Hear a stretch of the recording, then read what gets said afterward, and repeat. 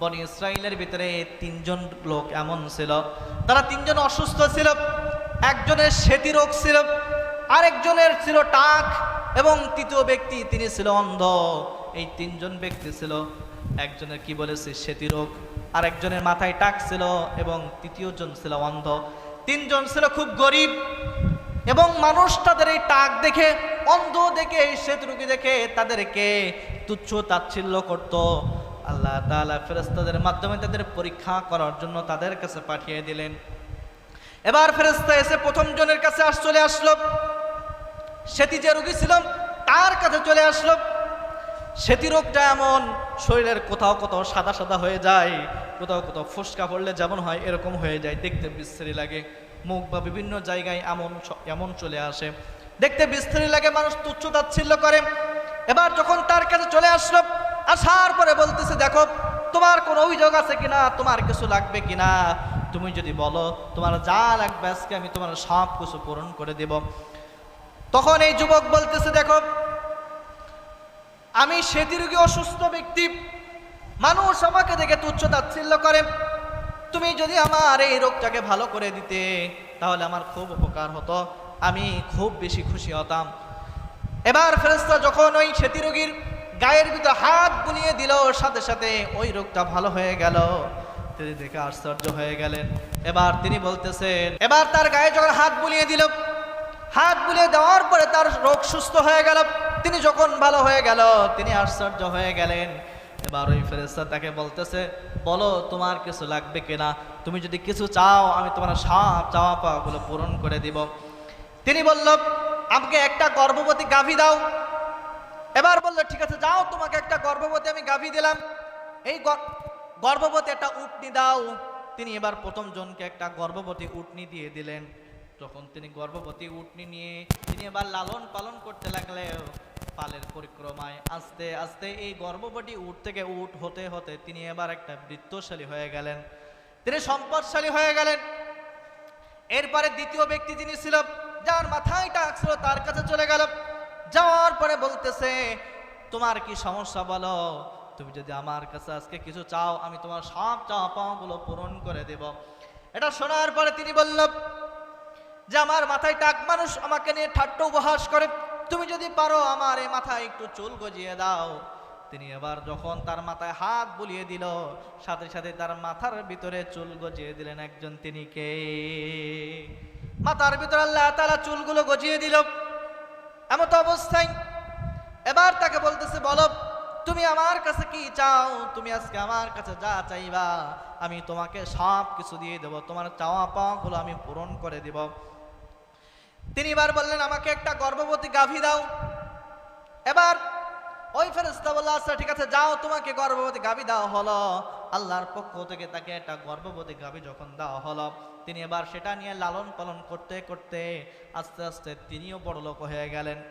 এরপরে তৃতীয় ব্যক্তি যিনি রয়েছে, তিনি নাম কি বলেন তো, তিনি কি ছিল? হ্যাঁ, অন্ধ ছিল। যাক, মনোযোগ আছে, এই মনোযোগ থাকলে ভালো লাগে আলোচনা করতে। তৃতীয় ব্যক্তি যিনি ছিল, এই অন্ধ ব্যক্তির কাছে চলে গেল। যাওয়ার পরে বলতেছে, ভাই তোমার কোনো চাওয়া পাওয়া আছে কিনা, আজকে যদি তুমি আমার কাছে কোনো কিছু চাও আমি তোমার সব চাওয়া পাওয়াগুলো আজকে পূরণ করে দেব, তুমি বলো তোমার কি চাওয়া পাওয়া রয়েছে।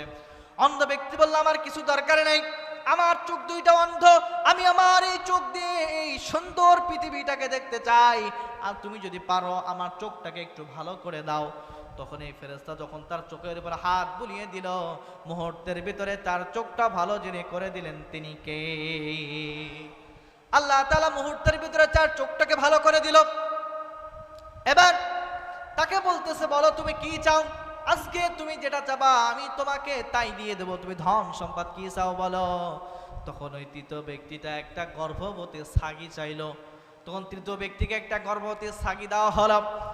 এবার পালের পরিক্রমায় তিনি এই গর্ভবতী ছাগিটাকে পালন করতে করতে তিনিও একটা সময় বড়লোক হয়ে গেলেন।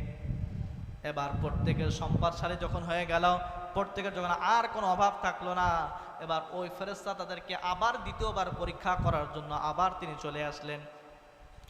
আবার তিনি আসার পরে প্রথম রোগীর কাছে মুসাফির সেজে গেলেন।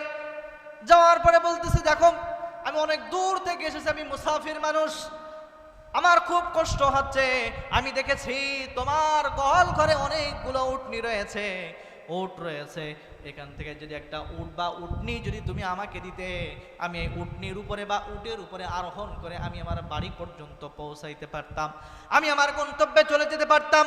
তুমি কি আমাকে এখান থেকে একটা উটনি দিবা নাকি? তখন তিনি বললেন, যাও, তোমার সাথে কথা বলার আমার সময় নাই, আমি অনেক কষ্ট করে আমি এই সম্পদের মালিক হয়েছি, আমি তোমাকে কোনো সাহায্য করতে পারবো না, তাহলে তো আমার তো কম পড়ে যাবে। দেখেন, গরিব থেকে যেন হঠাৎ বড় লোক হয়, এর মর্যাদা সে কিন্তু বুঝতে পারে না সবাই, ঠিক কিনা? তিনি কিন্তু বলল, না, আমার কথা বলার সময় নেই। তিনি তাকে তুচ্ছ তাচ্ছিল্য করে তাড়িয়ে দিল, তার কথা শুনল না এবং তাকে কোনো সাহায্য করলো না। তখন তিনি তাকে বলতেছে, দেখো, তুমি কি আমাকে চিনতে পেরেছো নাকি? তুমি কিন্তু আমাকে চিনতে পারো নাই। ওই যে বহুত বছর আগে আমি তোমার কাছে এসেছিলাম, তোমার স্মৃতি রোগ আমি ভালো করে দিয়েছিলাম, এবং এই যে অঢেল ধন সম্পদের মালিক, এটা কিন্তু আল্লাহ তাআলাই তোমাকে দিয়েছিল। আজকে আমি এসেছি আল্লাহর পক্ষ থেকে, তুমি তো আমাকে চেনো নাই। আমি কিন্তু সেই দিন কোনো সাধারণ মানুষ ছিলাম না, আমি কিন্তু ফেরেশতা ছিলাম। আজকেও আমি কোনো সাধারণ মানুষ নয়, আজকেও আমি ফেরেশতা এসেছি, কিন্তু তুমি আমাকে চিনতে পারো নাই, আর তুমি আমাকে তুচ্ছ তাচ্ছিল্য করেছ। যাও, তুমি আগে যেমন ছিলে আবার ঠিক তেমন পর্যায়ে তুমি চলে যাও। তার যত ধন সম্পদ ছিল সব কিছু বিলীন হয়ে গেল, আবার পূর্বে যেমন অসুস্থ ছিল ঠিক তেমন অসুস্থ হয়ে গেল। এবার দ্বিতীয় ব্যক্তির কাছে চলে গেল, যিনি টাক ছিল এবং যাকে গাভী দেওয়া হয়েছিল, তার বহুত গাভীর পাল রয়েছে। তিনি এবার সেখানে যাওয়ার পরে বলল, এখান থেকে আমাকে একটা গাভী দিবা নাকি? আমি অনেক অসুস্থ, দূর থেকে মুসাফির মানুষ এসেছি, অনেক দূরে যাব, আমার যাওয়ার কোনো বাহন নাই, অনেক দিন যাবত আমি খাই নাই, আমাকে কিছু খাবার গ্রহণ করাবা নাকি? এমন অবস্থায় তিনি বলল, না, আমি তোমাকে কোনো মেহমানদারি করাইতে পারবো না, আমি তোমাকে কোনো সাহায্য করতে পারবো না, যাও, মাফ করো, অন্য জায়গায় চলে যাও, আমি তোমার কোনো উপকার আজকে করতে পারবো না। এমনভাবে যখন বলার পরে তখন তিনি বলল, আর তুমি কি আমাকে চিনতে পেরেছো নাকি? আমি কিন্তু সাধারণ কোনো মানুষ নয়, এই যে বহুত বছর আগে তোমার টাকের ভিতরে আমি চুল গজিয়েছিলাম এবং তোমাকে আমি এই গরিব থেকে বড়লোক করে দিয়েছিলাম আল্লাহর পক্ষ থেকে, আমি কিন্তু সেই ফেরেশতা। আবার আল্লাহ তাআলা আমাকে পাঠিয়েছে তোমাকে পরীক্ষা করার জন্য। তুমি এই পরীক্ষায় আজকে লেটার মার্কস পেয়ে তুমি ফেল করেছো, তোমার আগের পূর্বের দেওয়া নাই, তুমি যেমন ছিলে আমি ওয়াদা করছি আবার তুমি ঠিক তেমন হয়ে যাবা, তোমার কোনো ধন সম্পদ আজকে থাকবে না। আবার মুহূর্তের ভিতরে সে আগে যেমন ছিল ঠিক তেমন হয়ে গেল। এরপরে তৃতীয় ব্যক্তি যিনি ছিল, সে অন্ধ ব্যক্তির কাছে চলে আসলো। তিনি এখনকার অন্ধ আছে, আর কিন্তু অন্ধ নাই। তার কাছে আসার পরে বলতেছে, আমি পথিক মুসাফির মানুষ, অনেক কষ্ট করে এসেছি, তুমি কি আমাকে একটু ছাগলের দুধ দহন করে খেতে দিবা? তাহলে আমার একটু তৃষ্ণা নিবারণ হতো। আর এখান থেকে তুমি কি আমাকে একটা ছাগি দিবা, যাতে আমি এটা নিয়ে যেয়ে পুষতাম এবং আমি বাড়ি পৌঁছাইতে পারতাম? তুমি বললো, ঠিক আছে, এটা তো আমার দেওয়া না, এটা আল্লাহর পক্ষ থেকে আমাকে আল্লাহ তাআলা দিয়েছে, নিয়ামত দিয়েছে, তোমার যত ইচ্ছা আমার এই ছাগের পাল থেকে তুমি নিয়ে যাও, আমার কোনো সমস্যা নেই, আর তুমি যত ইচ্ছা তত খেতে পারবা, আমার বাড়িতে যতদিন ইচ্ছা ততদিন তুমি মেহমানদারি করতে পারো, কোনো সমস্যা নেই। এটা তো আল্লাহ তাআলা আমাকে দিয়েছে, এটা তো আমি নিজের রোজগার করতে পারি নাই। যখন এটা শুনেছে তখন ফেরেশতা খুশি হয়েছে, আল্লাহও খুশি হয়ে গিয়েছে। তখন বলতেছে, আমি কিন্তু সাধারণ মানুষ না, আল্লাহর পক্ষ থেকে এসেছি, আমি আল্লাহর ফেরেশতা। সেই দিন আল্লাহ তাআলার পক্ষ থেকে আমি তোমাকে সুস্থ করেছিলাম, আবার আজকেই আল্লাহ তাআলার পক্ষ থেকেই আমি তোমাকে দোয়া করলাম, আল্লাহ তাআলা তোমার ধন সম্পদ আরো বাড়িয়ে দেয়।